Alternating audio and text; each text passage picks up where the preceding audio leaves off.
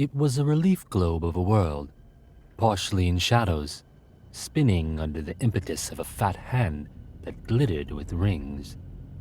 The globe sat on a free-form stand at one wall of the windowless room, whose other walls presented a patchwork of multicolored scrolls, film books, tapes, and reels.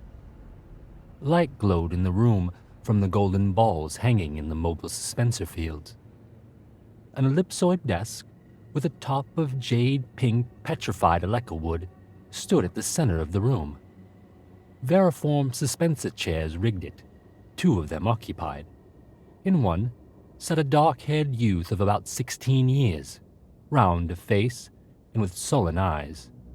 The other held a slender short man with effeminate face. Both youth and man stared at the globe, and the man half hidden in the shadows, spinning it. A chuckle sounded beside the globe. A basso voice rumbled out of the chuckle. There it is, Spider. The biggest man trap in all of history. And the Duke set it into his jaws. Is it not a magnificent thing that I, the Baron Vladimir Harkonnen, do? Assuredly, Baron, said the man. His voice came out tenor with a sweet, musical quality. The fat man descended onto the globe, stopped the spinning. Now, all eyes in the room could focus on the motionless surface and see that it was a kind of globe made for wealth collectors or planetary governors of the Empire. It had a stamp of imperial handicraft about it. Latitude and longitude lines were laid in hair-fine platinum wire. The polar caps were insets of finest cloud milk diamonds.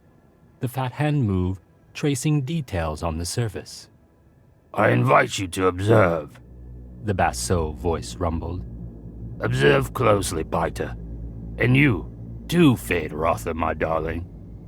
From 60 degrees north to 70 degrees south, these exquisite ripples, their coloring, does it not remind you of sweet caramels?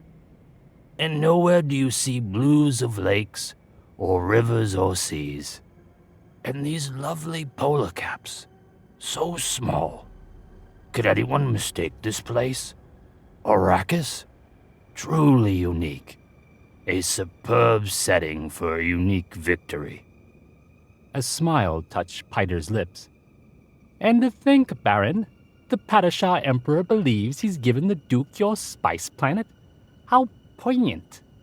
That's a nonsensical statement, the Baron rumbled. You say this to confuse young Vade Rotha, but it is not necessary to confuse my nephew. The sullen-faced youth stirred in his chair, smoothed the wrinkle in the black leotards he wore. He sat upright at a discreet tapping sound at the door in the wall behind him.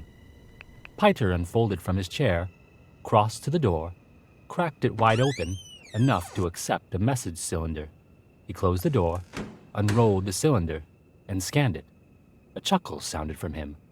Another. Well? The Baron demanded. The fool answered us, Baron.